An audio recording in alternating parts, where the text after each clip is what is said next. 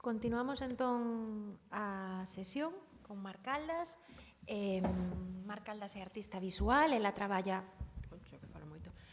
tamén foto, vídeo ou mestura ambas, como é o caso do filme que nos vai presentar 12 de maio do 37. Ela ten unha serie de fotografías sobre os oficios e os traballos das mulleres que son facedoras de bueu ou facedoras do Baixo Miño.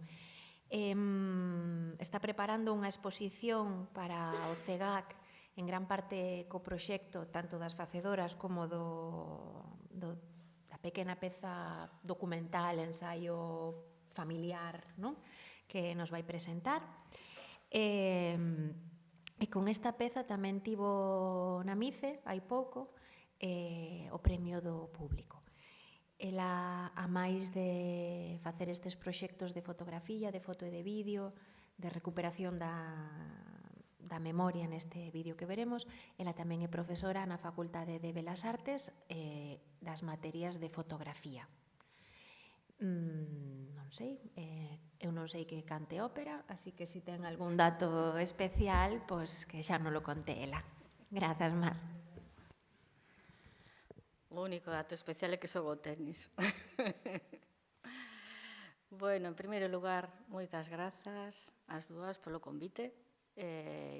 Pareceme un seminario moi interesante, xa teño así visto varias cousas a través da web, algunhas cousas que están online, vídeos grabados e tal. E, bueno, pareceme moi interesante e moi necesario, ¿no? Con esa perspectiva feminista. Bueno, no convite se me decía que contextualizar un pouco a peza que ides ver. É un filme de 28 minutos. Entón, o que vou facer antes é un pouco falar de traballo anterior, unhas pinceladas, algún traballo que ten algún vínculo coa película. Logo vemos a película e logo, se queredes, bueno, facemos un debate, unha conversa. Entón, bueno, cando se me dixo eso de relacionar esta película co meu traballo artístico, dime conta de que hai como un percorrido circular, porque unha das primeiras obras que fixen chamábase Os meus 30, fora un traballo co que gañara a bolsa de Foto Bienal de Vigo, que xa é extinta, non? En 1994, e era un traballo no que utilizaba principalmente fotografías de álbum familiar, bueno, ata, como era, digamos, eran os meus 30 anos, hasta os anos dos que falaba, nos que tiña fotografías do álbum familiar, logo xa eran, digamos, fotografías máis artísticas ou máis persoais, non? Pero, bueno, xa había esa búsqueda de repensar o álbum familiar, de utilizarlo como unha ferramenta artística. Tamén estaba a utilización do texto, veredes que é constante na película, prácticamente non hai segundo sin texto, sin a miña voz en off. Un texto narrativo e tamén estaba como elemento a autobiografía, lóxicamente, se eran os meus 30, falaba de min, da miña familia. Pero enseguida fun aleixando da idea de autobiografía, de falar da miña historia, e quedeime coa idea de autorrepresentación, é dicir, de que eu fora ao tempo obxecto e suxecto da representación. Parecíame importante, sempre foi na arte feminista algo que se reivindicou, como as mulleres poden ocupar ese espazo, deixar de ser obxecto para pasar a ser suxeito. E, bueno, vou poñer alguna peza, bueno, sabedes así un pouco pola web. Podedes pinchar a imaxe, porfa. Vale. Bueno, así un pouco pola web, non vou pinchar en casi nada, pero xa vos dades conta de como a utilización do texto é moi recurrente ou incluso a veces anula a imaxe. Texto falando dunha imaxe que non vemos, invítanos a imaginar a imaxe. Pero, bueno, iba a pinchar en guardarroupa, no que, como decía, é autorrepresentación, non cabe entera na pantalla. É autorrepresentación, mas non é autobiografía. É dicir, Eu colocome na fotografía, o texto é importante, o texto neste caso está abordado, era un traballo que fixen para unha exposición en Brasil, por iso tamén está en portugués. Cando estiver xeio, faça favor de mo mudar, non? Cando digo que é autorrepresentación, pero na autobiografía, quero dicir que me colocaba na posición de suxeito muller que está envolvido, ¿no?, en relacións de dependencia, en relacións de dominación, ¿no? Ou, por exemplo, nesta outra obra, que pon bordado: si você me abrir, non se esqueza de me fechar, ¿no? Fala desas posicións, ¿no?, de dominado, dominante, pasividade, ¿no?, que se nos inculcan as mulleres e, bueno, de como se desenvolven as relacións xerárquicamente, ¿no?, entre os sexos. Por que poño este traballo? Bueno, porque aínda aquí manteño a idea do texto. O texto ten un certo ton, se queredes, está en primeira persoa, diríxese como a un espectador potencial, ¿no? Hai como unha relación moi directa, ¿no?, con quen olla a imaxe. Está o corpo, e o corpo tamén vai estar no filme, veredes que de outra forma, a miña voz en off, e corpo, e a miña mao manipulando as fotografías ou rozando o paredón. Alguna cousa, vou poñer tamén algo do que falábamos antes, do proxecto de Facedoras, porque, bueno, é un traballo recente e tamén hai uns cuantos vínculos, ¿no?, que ao mellor a priori, pois, non se poden non atoparse, ¿no? Como decía Soliña, é un traballo no que se recoñece os traballos das mulleres do rural. Moitas veces son traballos, sempre son traballos feminizados, e moitas veces casi extinguidos. Por exemplo, no caso das atadeiras, das mulleres que traballan coas redes, porque con nylon, prácticamente acabouselle o traballo. E eu, polo que vinculo co traballo que ides ver, é porque quería facer como unha rememoración, ¿no?, como unha homenaxe. Eso vai estar tamén presente no traballo sobre o meu avó. Neste caso, quería rememorar o patrimonio laboral femenino. No caso da película que ides ver, o que rememoro é un trauma familiar, colectivo e cultural. Eu creo que iso é importante insistir, logo se volvemos sobre esa cuestión da dimensión que teñen os traumas situados, ¿no?, en contextos históricos extremos. Vou pinchar, por exemplo, por aquí. Interésame, por exemplo, destacar este traballo. Bueno, non sei se vos dades conta que son imaxes que fan alusións a obras de historia da arte, non? Non me interesaba, digamos, unha fotografía documental espontánea, sino que está super preparada, super pactada, falaba antes con elas, buscaba as localizacións, eran sempre lugares vinculados á súa actividade, escollíamos, elas moitas veces participaban, no que utilizaban. Por exemplo, no cadro original este é un cadro de Maruja Mayo, creo lembrar que le van unha estrela de mar e un peixe. E elas me dixeron, non, en Bueu aquí o típico é o polvo e o mesilón, non? Entón, elas mesmas tamén participaban nesta escena. Bueno, quería, además, poñer esta porque pertence a unha serie que fixo precisamente Maruja Mayo en Bueu. Ese traballo chamase Facedoras de Bueu, no 36, xusto no mesmo ano no que logo marcha para o exilio. E é unha serie que se chama A Religión do Traballo. Entón, aí, en Maruja Mayo, nesta época, hai unha impregnación, no, da ética republicana do traballo, do amor ao traballo, no, e da importancia que se lle do traballo. E iso tamén é algo que está presente na miña película. Por exemplo, esta fotografía, tamén non sei que, para arriba e para baixo, porque non se ve completa. Ao mellor podo disminuir, non, un pouco. Pero onde está o menos aquí? Aí. E ainda así. Por exemplo, aquí esta fora tamén outra colaboración dela. Eu o que quería era falar destas mulleres que naquela época o traballo de costureira era ambulante, non? Tiñan que ir ás casas e a veces quedaban durante 2 días cosendo para a familia, non? Para que foran a traballar, ou a veces volvían no día e tiñan que recorrer camiños con chuvia, en fin, con frío, con tal, coa máquina na cabeza, non? E ela, por exemplo, levoume a un camiño, non? Cando lle expliquei un pouco, foi ela, non? A que me deu a situación. Dixome, hai un camiño que perfecto, era como os que recorríamos antes e tal.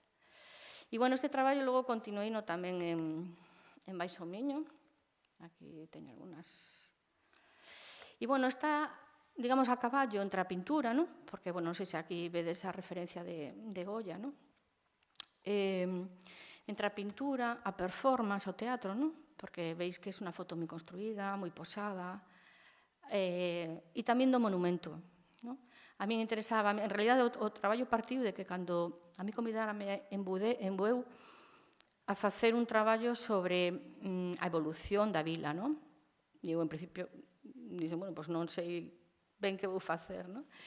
E cando empecé a recorrer a vila, o que me fixei foi o que podemos constatar en calquera outra localidade, e é que prácticamente non hai rugas que leven nombres de mulleres, non hai monumentos dedicados ás mulleres, ningún tipo, digamos, de homenaxe público en contraste coa participación tan evidente que teñen as mulleres en Bueu ou en calquera outro lugar, non? Entón, o que quería era facer como unha especie de homenaxes públicos, de monumentos, se queredes, efímeros, non? Porque, bueno, era facer a foto e isto desaparece, non? Bueno, desaparece que da foto. Entón, sempre unha premisa foi fotografarlas no espazo público, non?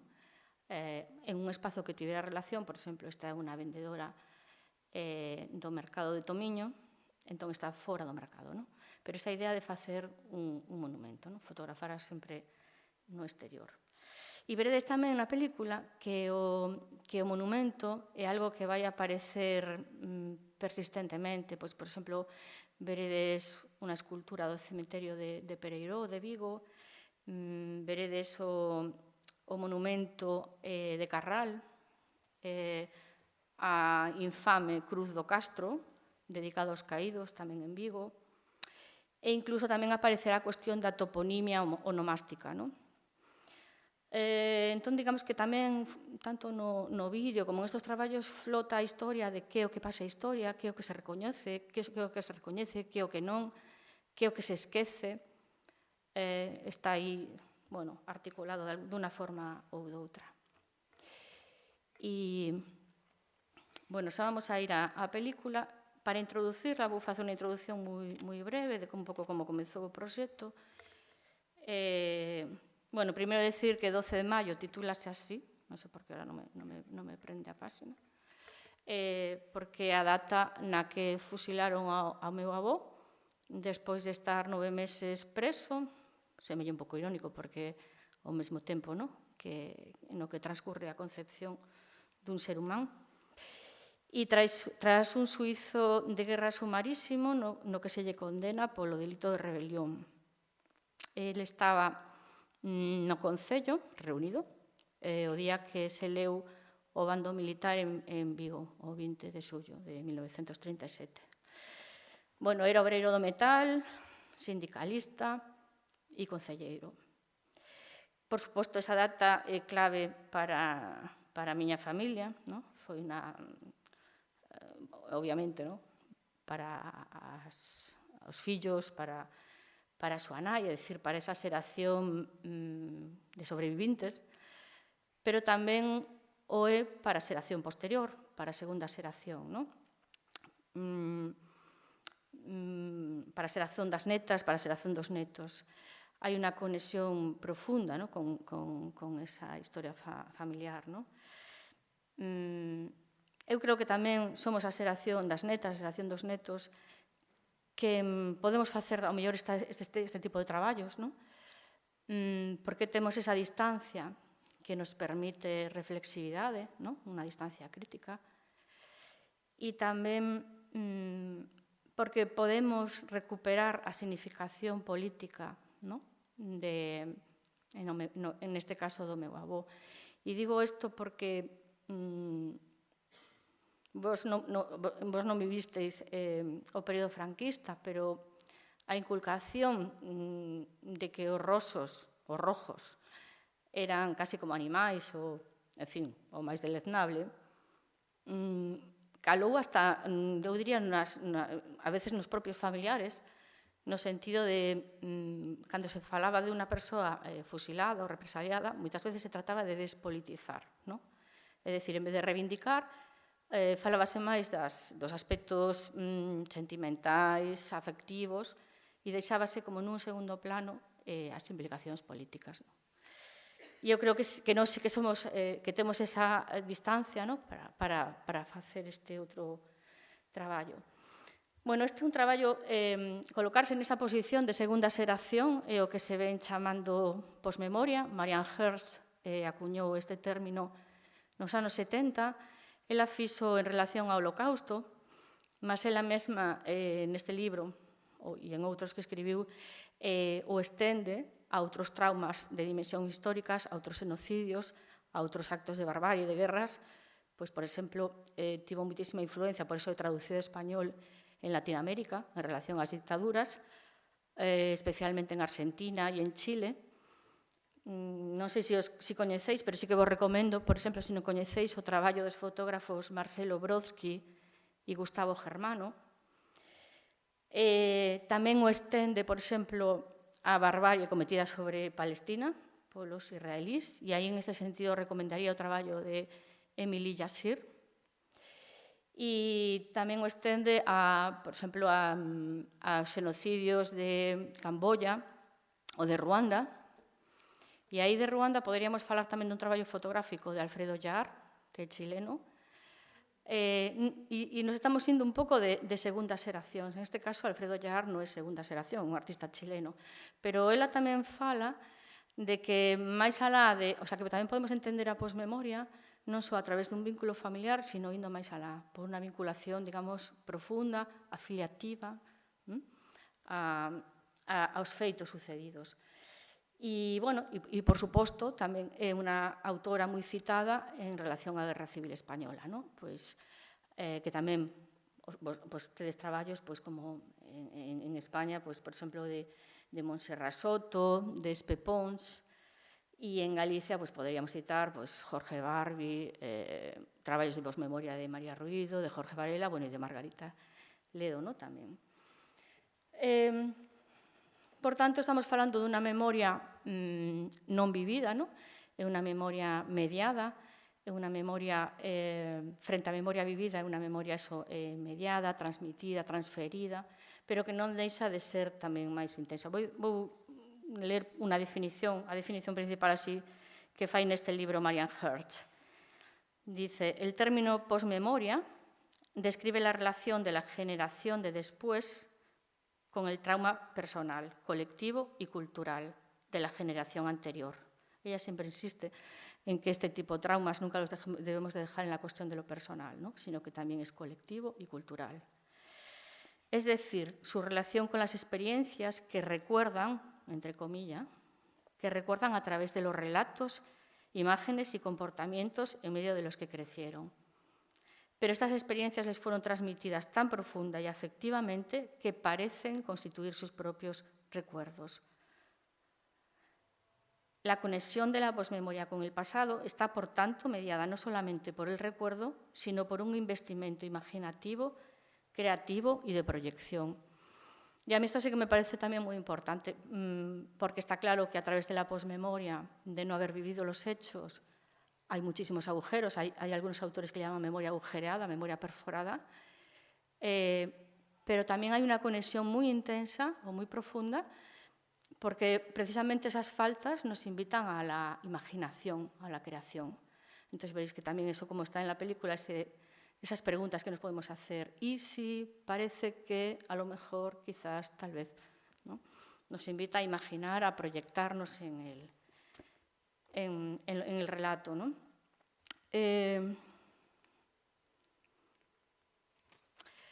Bueno, ao mellor vos estades preguntando como comezou este proxecto, porque, bueno, está claro que é un feito que se remonta moi atrás, non? Pero sempre foi algo que nunca non me atreví a encarar, non? Por moitas cousas. Un primeiro detonante para encaralo foi que en 2014 eu dirixía unha sala de exposicións na Facultade de Belas Artes, a Sala C, e convidei a unha exposición de Montse Cea que se chamaba Nivel Fértil e que trataba sobre as tumbas na época franquista. E, bueno, falándole a ella un pouco da historia persoal, animoume, non? A que fixera algo, tens que facer algo, tal. Non había nada claro, pero aínda así, 2 anos despois, comecei a facer grabacións coa miña nai, un pouco para restituir esa historia, para preguntar máis por detalles e tal. E utilicei como ferramenta o álbum familiar, ¿no? Que é unha ferramenta, digamos, moi interesante, porque, bueno, moitas veces é ao ver as fotos como se evocan lembranzas, ¿no? Que senón, pues, en ningún momento se mencionarían detalles. Con todo, no, eso quedou aí, estou falando de 2016, porque veía moitísimos problemas. E digo tamén isto por si ao mellor tamén os axuda de alguna forma, ¿no? A cando os planteáis os proxectos ou así. Un dos problemas que veía, por exemplo, era que era un pouco claro como falar por toda a familia, estar falando de algo que afectaba ás persoas da miña familia. Tamén me preocupaba facer algo que non explotara o victimismo. Tamén dábame reparo se podía parecer ou aproximarse algo así como unha apropiación do capital simbólico, do capital político do meu avó. Preocupábame tamén facer algo que quedara nos límites do familiar. Eu quería que non quedara no persoal, sino que fora algo máis colectivo, que falara máis da historia colectiva. E tamén me preocupaba que a emocionalidade restase carga política ao traballo. Moitas preocupacións. Tiña claro, sin embargo, que eu non quería facer un vídeo, sí que tiña claro que tiña que ser un formato audiovisual, pero non quería que fora basado en entrevistas, non me interesaba o testimonio oral. Eu quería facer un traballo máis narrativo, se se quere poético, e como veredes, bueno, un texto moi traballado, moi depurado, e o que podemos, bueno, moitos autores definiron como imaxe prosa. Imaxe prosa, cando é a imaxe, cando é a palabra a que está facendo falar a imaxe, a que está acompañándoa, describíndoa, explorando, buscando os detalles dentro da imaxe. Bueno, eso quedou aí un pouco. Outra cosa tamén que me preocupaba, tamén moi importante, era que acabara mitificando a figura do meu avó. E preocupábame especialmente porque non quería que, claro, que o brutal asesinato, o feito tan brutal dun asesinato, dun fusilamento, tan violento, opacase a violencia continuada ao longo dos anos que sufriron os sobreviventes, especialmente a miña avoa. Entón, bueno, eu creo que ao final, con a perspectiva feminista que ten o traballo, creo que eso tamén o solapei, ese darlle espazo tamén ás mulleres. Bueno, entón, un pouco con todas estas indecisións, foron pasando os anos, e en 2021, Manuel Sendón, que era o que antes organizaba a Fotobienal de Vigo e tiña unha editorial que se chamaba Centros de Estudios Fotográficos, ao pechar esa editorial, non sabía que facer cos libros, primeiro pensou en regalarlos, tirarlos, en fin, non se sabía que facer cos libros, e ao final ocurrírselle entregar a diferentes artistas, propoñerlle a diferentes artistas que traballaran sobre un dos libros publicados polo CEF, polo Centro de Estudios Fotográficos. E eu, cando vi os libros, enseguida tiven claro que quería traballar sobre algún libro de fotografía histórica, que era unha das liñas do CEF. E cando vi o libro de Pacheco, volví a ver o libro de Pacheco, mirando as imaxes, dime conta de que se entrecruzaban continuamente coa historia familiar. Veredes que cada capítulo está aberto, ábrese con unha fotografía de Pacheco, que me dá pé a estar entrecruzando a historia da cidade coa historia persoal, o persoal co colectivo. tamén a falar de fotografía, no? Acaba sendo un texto metafotográfico. Tamén a distanciarme, no? Veredes que hai como unha especie de análises fotográficos que, bueno, que un pouco que nos sacan de emocionalidade en unha estrategia, si queredes, un pouco a lo Bertolt Brecht, no? De distanciar de vez en cuando, enfriar a emoción e, bueno, volver un pouco á reflexión, no? E, bueno, eu creo que todo, que a fotografía impregna, no? Esta película por moitos feitos, pois porque eu levo traballando en fotografía desde hai moitos anos, porque son profesora de fotografía e tamén está presente, eu creo que se pode ver a teoría da fotografía, eu diría especialmente Roland Barthes, no? A idea do índex, Susan Sontag, no? A fotografía como memento mori, o Bourdieu, no? Pierre Bourdieu, coa lectura sociolóxica da fotografía. E, bueno, entón, se queredes, pasamos agora a ver a película, no? E logo, eso, abrimos así algún debate, o sea, falando así, se queredes de alguna fotografía máis en concreto que ides ver no documental. Bueno, e o proxecto de Manuel Sendón, como era pola extinción, no? do CEF, do Centro de Estudos Fotográficos, chamábase Cabo Dano, e a verdade é que me veu a pelo, porque o que fixen foi facer coincidir a miña intervención dentro dese proxecto co 86 Cabo Dano do fusilamento do meu avó. Entón, era doblemente Cabo Dano, no? Vale, aquí está. Vale, e como decía, en este momento aínda non estaba rematada a película, non? Nin tiña todo o son, que non dixen antes, o sonido de Marco Maril. Era só a miña voz en off, ainda non estaba toda a extensión da película, nin moitísimas cousas traballadas, pero, bueno, foi moi, digamos, moi, non sei, un momento moi único, porque se fixo na Privada Moderna. Non sei se algún sodes de Vigo. É un lugar que a xente de Vigo casi non coñece, porque está en Urzaiz, casi no Calvario, pero tes que subir por unhas escaleiras, non sei se salen aquí. Non se ven por aquí. Entón, está totalmente apartado da cidade, como unha especie de illa, ten unha sonoridade increíble, funciona como un teatro. E aquí foi onde viviu a familia materna, a miña avoa, a miña tía, a miña nai, entre os anos 50 e 70. Para min, claro, é o lugar da infancia, da casa da miña avoa. Nesa casa era onde estaba a foto do meu avó, que me chamaba a atención, no comedor. É un lugar moi especial, como vedes, un lugar pensado para os obreiros. Pensábase que en principio era para os obreiros do ferrocarril, e logo ampliouse con un piso máis para usar máis xente. Entón, bueno, tamén me interesaba especialmente, bueno, volver a ese lugar, pola potencia visual que ten, por todas estas conexións coa memoria, lóxicamente, pero tamén era importante que nese momento, bueno, e aínda seguirán, os vecinos estaban en luta, os poucos veciños que quedan, vedes como está todo tapiado, porque os queren botar de aí. Teñen alugueres antigos e o banco, o que se chama un banco malo, a Sareb, o que quere que se marchen, continuamente tratan de que as casas entren en ruínas, provocan danos a propósito para que se estraguen as casas e poder botar aos veciños e especular co solar. Entón, para eles foi moi importante tamén facer isto para que se dera visibilidade tamén un pouco máis de visibilidade que xa teñen. Eles están continuamente aí tratando de sair en prensa.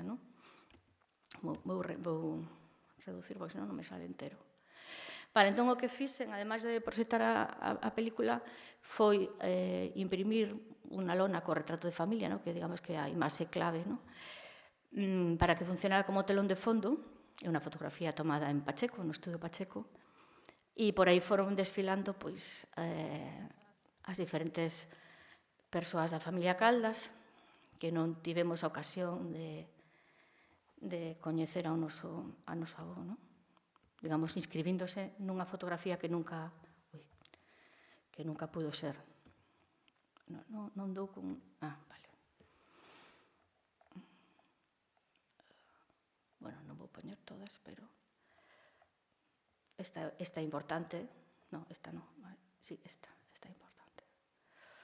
Porque Marina, a miña avó, a súa filla Marina, que morreu moi noviña con 27 anos, a filla de Marina, que tamén se chama Marina, e a filla da seguinte Marina, é dicir, tú unha genealoxía de Marinas. E esta tamén é importante, porque a miña nai, a que non estaba na foto, non? E, bueno, e antes comentábamos que iba a tener unha exposición no CEGAC, entón, no CEGAC, é como que o proxecto continúa crecendo, entón vai estar a película, pero en un formato de instalación, vai estar a lonas, fotografías da familia, obxetos e, bueno, máis cousas que estou facendo, non? Esa é un pouco a idea. O sea, o que empezou así como sendo unha invitación de Sendón a participar en Cabo Dano, pois acabou desbordándose, non? E crecendo. Que a veces son así como funcionan os proxectos, ¿no? Que parece que empezas por algo que vai dar lugar a algo pequeniño e acaba ampliándose, non?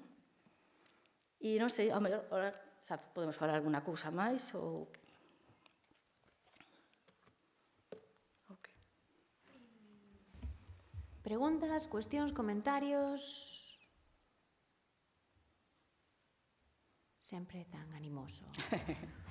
Bueno, eu tamén entendo que é difícil, porque... Bueno, a mí pasoume, cada vez que presentei isto, queda todo o mundo mudo. Non... Asumo que é difícil.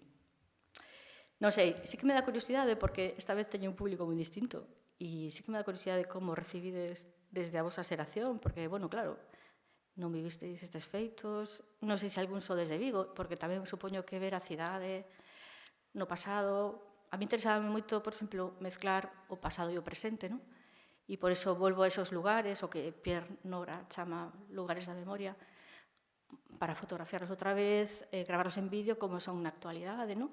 E como cambia a percepción. Interesaba moito como os lugares se resignifican, non? E a veces incluso está, por exemplo, é hasta macabro que un paredón se converte nunha postal. Estive buscando en tendas de segunda, bueno, a través de internet, en segunda man, hasta que atopei a foto en que sale o paredón convertido en postal. Claro, ninguén sabía que era un paredón, por suposto. A foto do Castro e punto. Ou tamén utilicei outro recurso, por exemplo, da superposición para entrelazar diferentes tempos, non?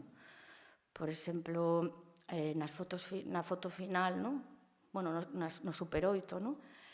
Aí estamos, ao principio, estou eu, con unha das miñas irmás en un balancín, e estamos xoando no Monte do Castro. E as seguintes imaxes tamén son no Monte do Castro, coa miña nai e coa miña avoa. Entón, que me interesaba esos cruces, non? Entre diferentes tempos, como lugar o experimentas de outra forma, non? E... Bueno, non sei, a ver, preguntar ou comentar algo, non sei, ou por lo menos eso. Vale.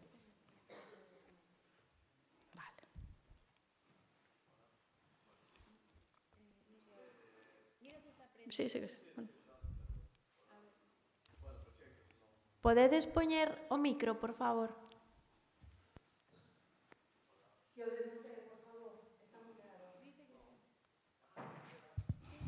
Hola? Mira. Grazas, perdón, Reyes. Eu quería preguntarche, porque se entendín ben, entendo que a orixe da historia, ou como ti a coñecías, era por un relato familiar, non, que escoitabas. Quería saber un pouco como é o proceso de pasar eso de relatos familiares o mellor que escoitamos e que non temos, que decir, temos unha idea xeral, non, a facer como unha reconstrucción dos feitos, ordenar os feitos, non, como esa investigación, non? Porque ademais se presentan como de xeito moi cronolóxico, non? Entón, eso a partir deses relatos ou que outras fontes consultaches, como foi ese proceso un pouco? Sí, claro, o que ten a memoria é que se perde e hai moitísimas confusións, incluso moitísimas cousas que se decían na miña casa, constatei que non eran verdade, o sea, que non eran así. O que pasa é que, claro, Imagínate, entre a linguaxe legal da época, toda aquela confusión daqueles feitos, por exemplo, eu sempre escoitara que o meu avó tiña 2 penas de morte e que lle quitaran unha, pero que non serviu de nada. E eu non atopei eso buscando logo nos arquivos.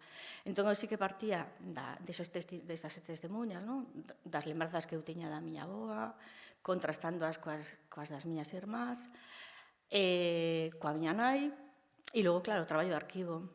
Entón, aí, claro, foi fundamental, por exemplo, consultar a causa militar e logo toda a prensa da época e tamén, bueno, moitísimos libros que para contextualizar, porque, claro, tamén como entender como funcionaba a política nesa época. Por exemplo, eu non entendía nada cando leo que aos concelleiros os poden votar do Concello.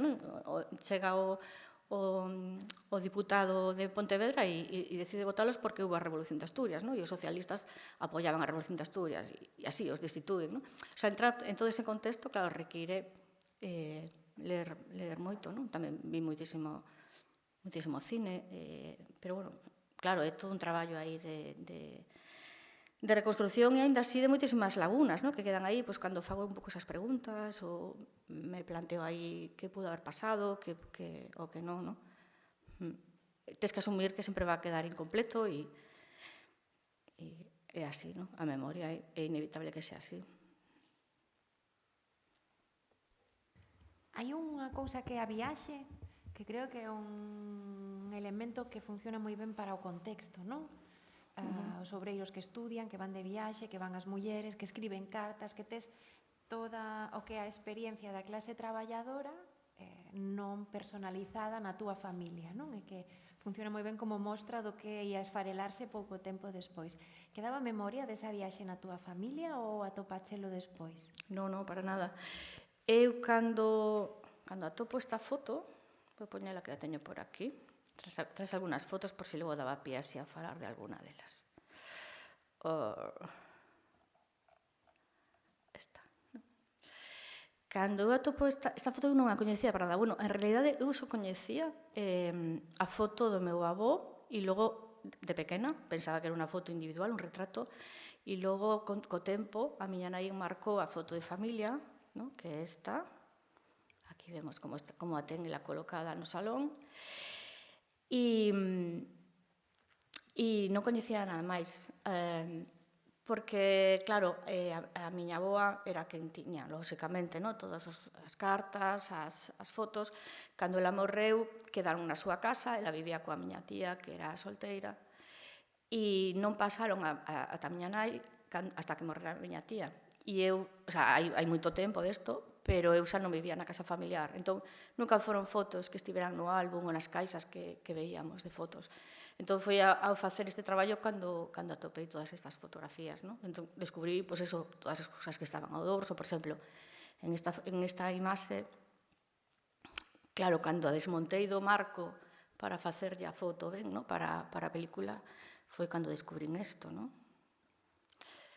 que en realidade son de moitísimas cosas, porque, bueno, é a miña nai que colleu unha imprentilla e puso iso, como non podía estar na parte de adiante da foto, pusose no dorso, sendo pequena, porque tiña que ser moi pequena, fiz unha especie de ritual de reparación, de colocarse. E, bueno, tamén están aí como os tréboles da sorte, e esta palabra, patiburilet, é unha palabra que ela inventaba para que lle dera sorte.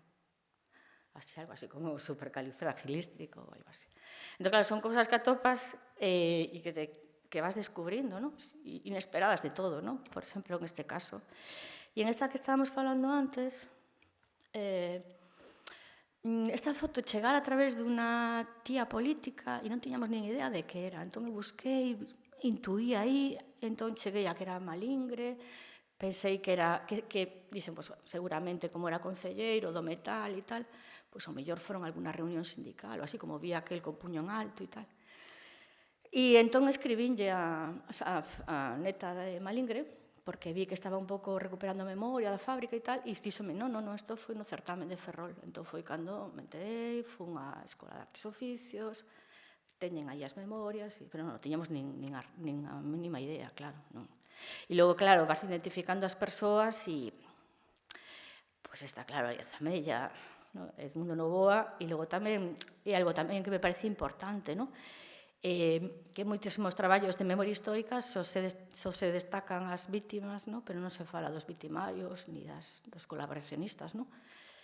E, bueno, aí está a Rúa de Vigo con nombre de Torres Quiroga e fillo predilecto de Tui.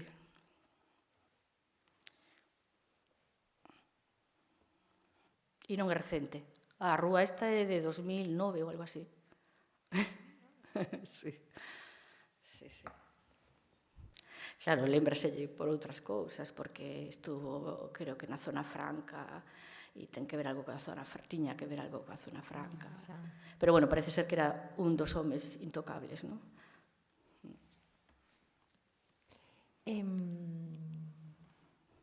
Algo máis? Margarita? Óscar?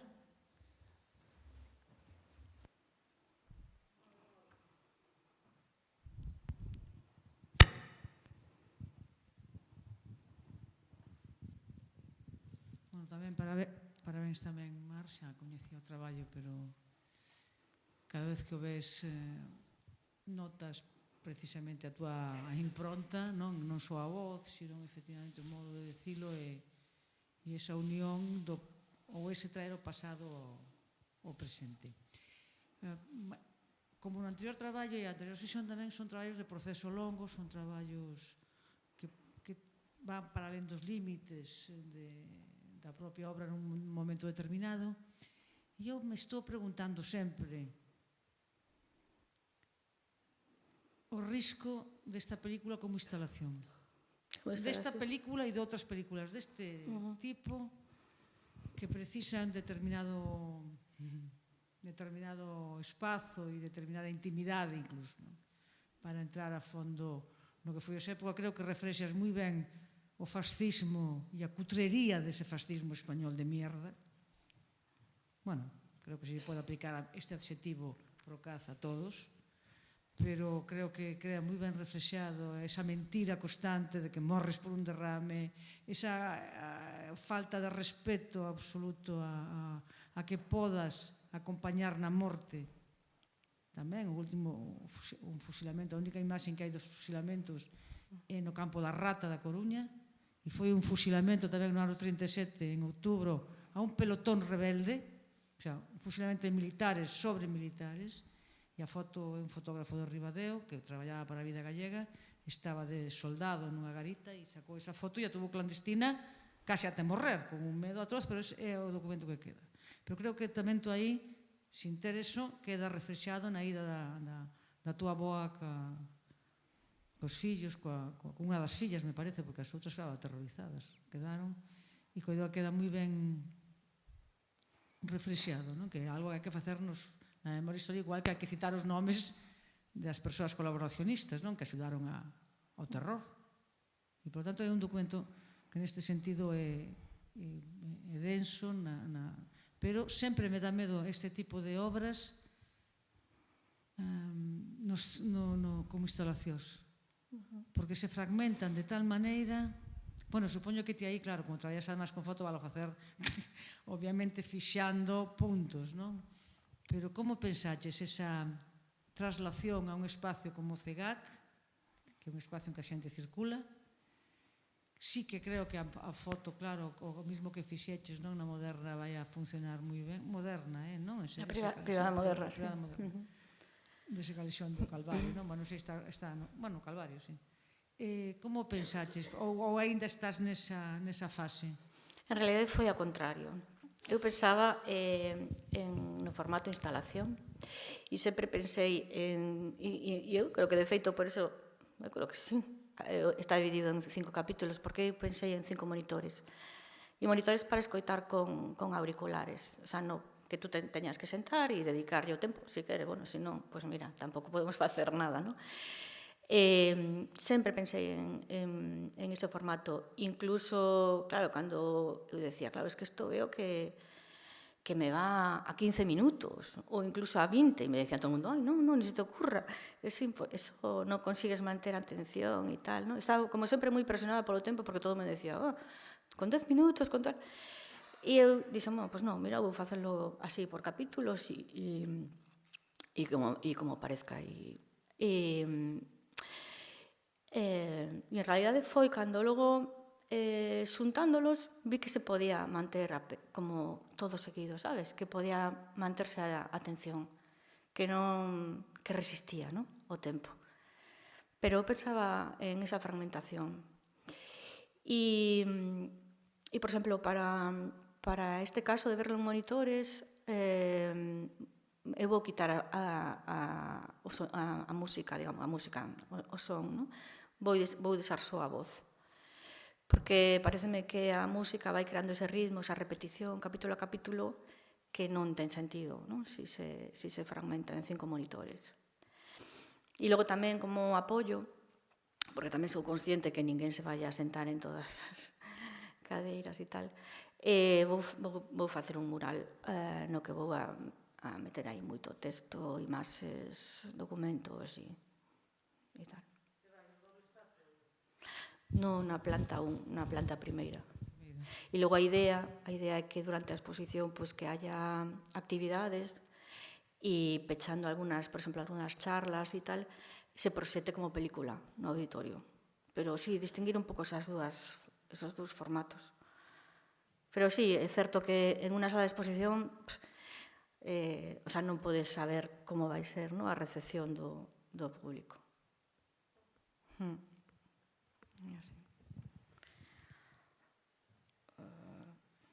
Non sei se a mellor antes que me preguntabades por como chegar así a estos detalles. Sí que non comentei que unha cosa que me parecía moi importante eran precisamente esos detalles, ¿no? Porque sempre se fala da historia dunha forma así como global. E eu creo que os detalles é o que te axuda a poñerte no lugar de, ¿no?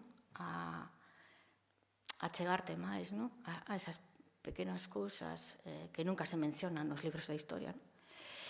E eu creo que tamén a dar unha idea do alcance, ¿no? Da violencia, ¿no? Que non é só judicial, non é só social, non é só política, que tamén o é, pero tamén como está no cotián, ¿no? Bueno, como decía Margarita, ¿no? Pois no feito de que non figure no parte de función, no? O motivo da morte, que os separen, no? Bueno, cando aparece o cementerio e están na zona 14, eso tiña unha función. Os fusilados estaban na 14 e na 13 de Pereiro, porque era unha forma de sinalarlos, no? Moitísimos familiares non se atrevían a ir ao cementerio, no? Porque veían que estaban rendíndolle culto ás mortes. Entón, no caso da miña familia, sí. A miña avó, nese sentido, sí que foi moi valente. Pero moitísima xente non iba ao cementerio. E non sei que máis hai. Bueno, algo máis a mellor quería... tamén quería comentar, está polo libro de Roland Barthes, da cámara lúcida, non? Non sei se coñecedes a foto, non? É a foto dun condenado a morte e Barthes di que estamos vendo isto vai acontecernos, vai morrer e ao mesmo tempo isto xa foi, non? Isto foi, non? Xa morreu, non? Estamos vendo como os dous tempos. E eu, por exemplo, na foto esta en que aparece o meu avó vestido de infantería que non a coñecía e cando me fixo con unha lupa pon 37, madre mía, levaba escrito, non? É como, claro, é unha mirada retrospectiva, non? Que te cambia totalmente a lectura das fotografías, non? Estás mirando desde atrás. E, a ver... Mira, unha cousa, como pensabas na textura e na materialidade da foto, do xornal e do vídeo? Porque as fotos, algunhas están filmadas, ti colléndoas e dando a volta, outras que están escaneadas e logo se moven ou están todas filmadas. Porque claro, ás veces as fotos funcionan moi ben, outras veces funcionan moi planas, bueno, ten o seu qué, non? Están todas fotografiadas, escaneadas non. Filmadas ninguna. Filmadas sí, filmadas cando as movo, pero si non fotografiadas, porque te permite maior resolución. Sí, todas as fotos están a bastante resolución fotográfica para logo poder facer os zooms, non? pero sí.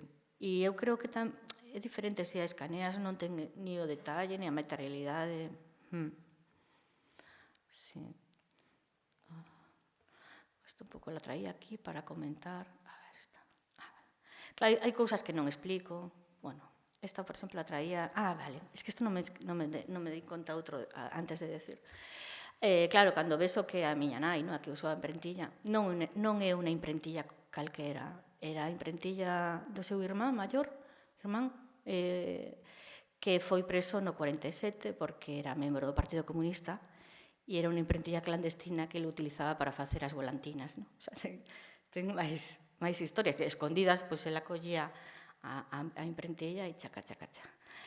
E, bueno, isto traía un pouco como exemplo, de como as fotografías, según cambia o contexto, cambian totalmente a súa función, e a forma de percibilas. Por exemplo, este que é un bonito retrato da miña tía, ten aí esa violencia institucional da grapa, de que está pegada para certificar que está en bo estado de salud e que pode visitar ao seu irmán no cárcere de Vigo, que tamén estivo no cárcere despois, un ano e pico.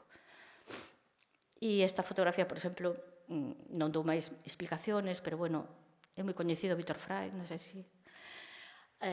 Esta fotografía utilizouse muitísimo en publicacións políticas, claro, porque antes, imaginarvos, as fotos eran moi poquitas as que se tiñan e quen as tiña, entón, a foto original é esta, e cando se ve, pois eso, os libros que se publicaron sobre Fraiz ou os cartéis, sempre esta foto a que se utiliza. Fraiz entrecrúzase coa miña familia, iso tamén é unha cosa, claro, hai esas afiliaciones políticas inevitables entre as familias, Esta, a filla de Víctor Fraiz, casouse co irmán maior da miña nai, o que era do Partido Comunista. A Fraiz o fusilaron tamén, a Fraiz, ao seu fillo Víctor Fraiz o pasearon, estivo en San Simón. Placeres Castellanos estivo exiliada, estuvo en Francia, na Resistencia, e os outros dos irmáns morreron como consecuencia, en realidade, da guerra civil. Os movilizaron a filas involuntariamente.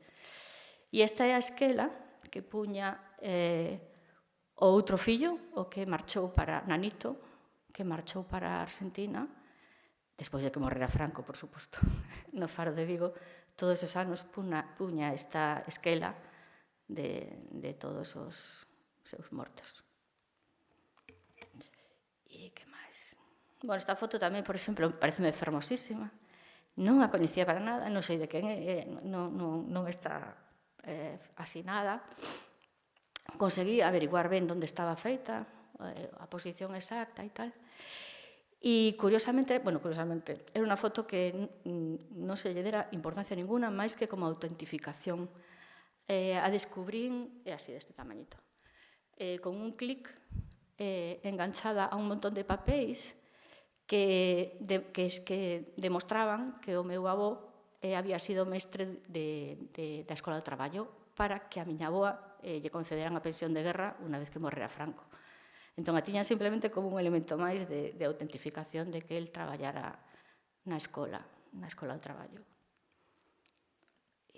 Bueno, claro, despois de encontrarle, eu dinlle este outro formato así máis digno e regalei a miña nai, igual que o de buso, que sempre estivo plegado así en unha carpetita e que tamén yo enmarquei. Agora está aquí.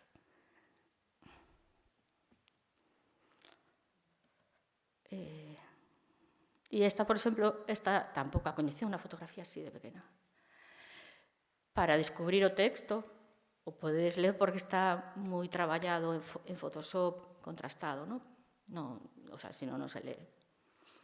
E, claro, leí nesto, recuerdo de unha hermosa tarde de enero, e pola idade das fillas, por todo, o sea, dime conta de que esa foi no mesmo ano no que o prenderon, seguro.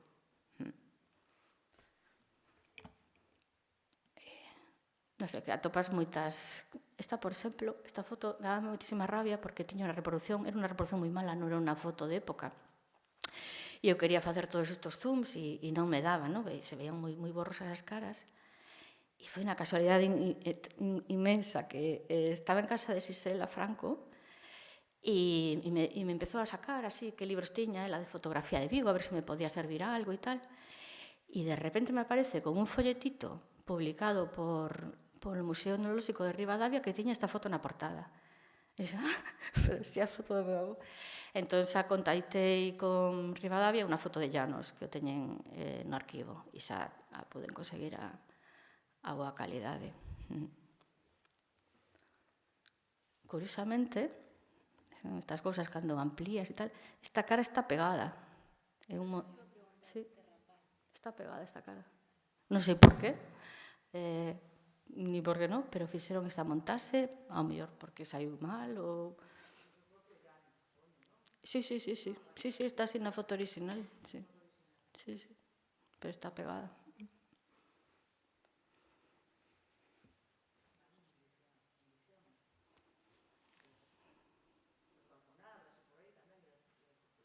Verás?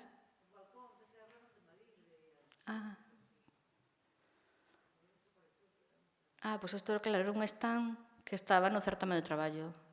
Era o stand con que abría o certame. Inclusive nas memorias falan deste momento que se fan a foto. E estuvimos tal, nos fixemos unha foto. Por ver se anima alguén máis a facer algunha pregunta. Hai xente que está cos seus traballos finais de grado, cas súas tarefas, e queren incluir material de arquivo, e descubren os horrores do caro que é o material de arquivo. Como xestionaches ti eso, ou se non hai xestión desa cuestión? Claro. Claro, a ver, claro, si...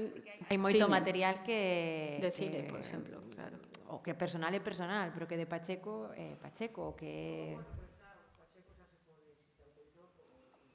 Bueno, Pacheco é terrible, porque vas ao arquivo Pacheco e hai como 4 postos, así de pequeniños, ves as imaxes así, con un logo enorme que pon Concello de Vigo. Entón, tú tratas de ver aí, e logo, o normal é fotografiarlas para ter unha idea e logo seleccionar. Non te deixan fotografiar. Eu escondí as fotografías, claro. E logo, cando eu tiña unha lista de 300 ou algo así, só te deixan 20. Entón, eu dixen, imposible, para vídeo. Sí, entón tiven que facer un escrito explicando que era, que non era. E como excepción deronme, non sei, non me lembro agora, pero vamos, reducín un montón, non? E claro, logo cando te chegan as fotos, por exemplo, houve algunhas que ao verlas en grande, dime conta que non eran esa década, o sea, que non te valen, non? Porque non as podes ver en condicións. A parte, claro, de todo o arquivo Pacheco como está, non? Que non está nin a mitade escaneado, non? Digitalizado. Entón, por iso tamén recurrín moito, pois, por exemplo, ao que salía en prensa en Vida Gallega ou en El Pueblo Gallego, en Faro de Vigo. E en outros catálogos tamén.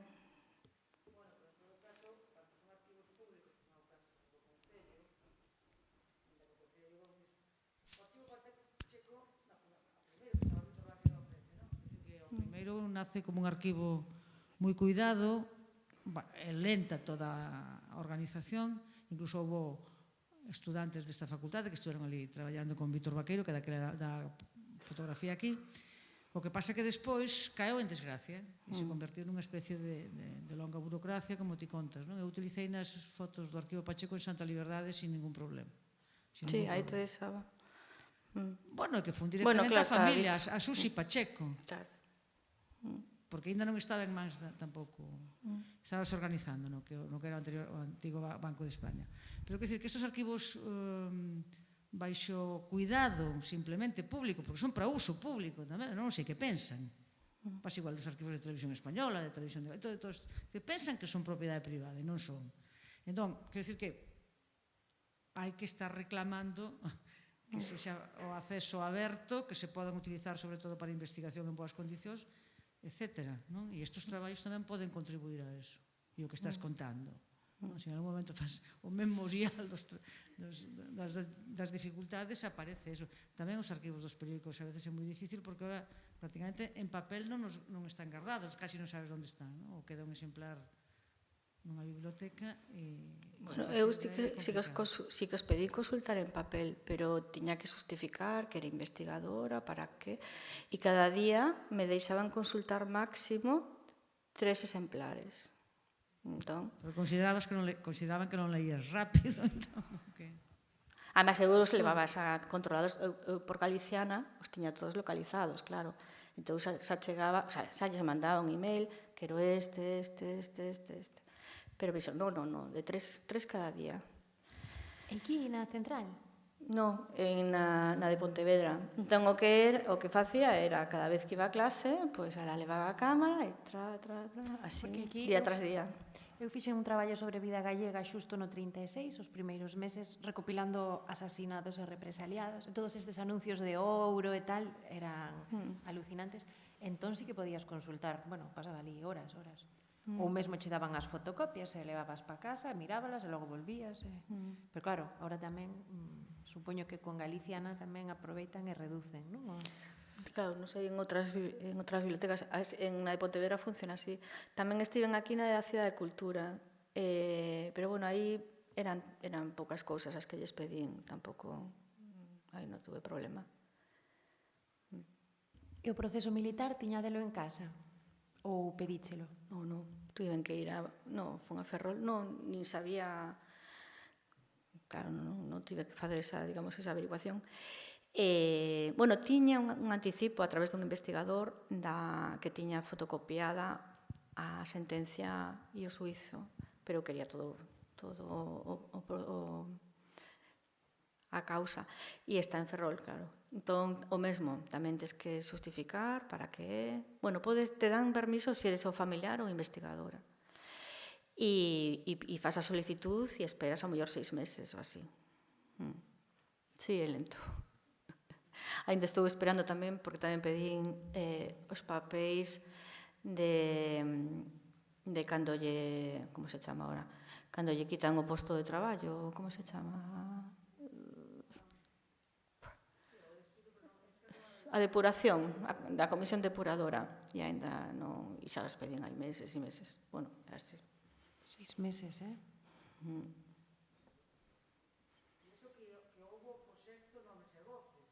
Sí, pero xa está caído, Nomes e Voces. Bueno, está Terra e Memoria, non? Ahora recomenzou con Terra.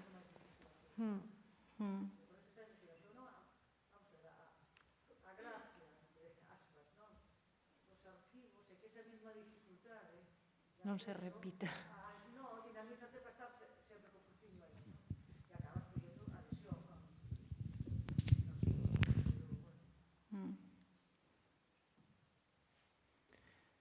Máis cuestións, dúbidas, preguntas? Bueno, pois eu fago a última entón, non sei, ou que queirades.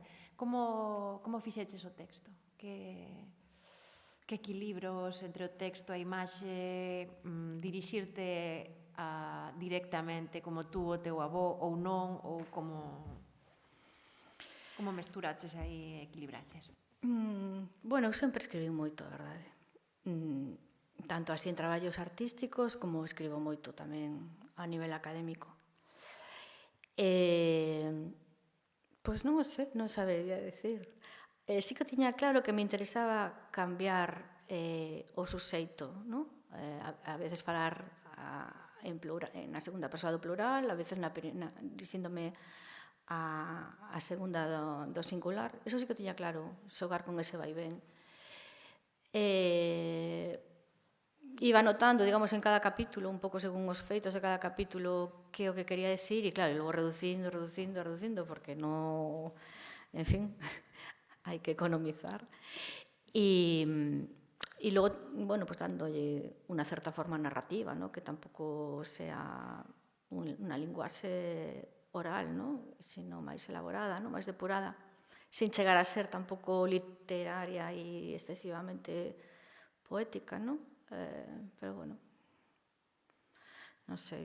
Más me costou o da voz, por exemplo, que eu nunca... Sí, eso...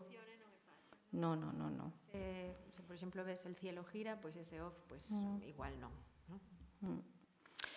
Pois aí foi eso, moitas horas de, bueno, moitas veces probar, gravar, e, bueno, hasta que dices, bueno, váleme. Pero non teño experiencia en eso, non. Bueno, non sei, alguén máis ten algunha cuestión, non? Bueno.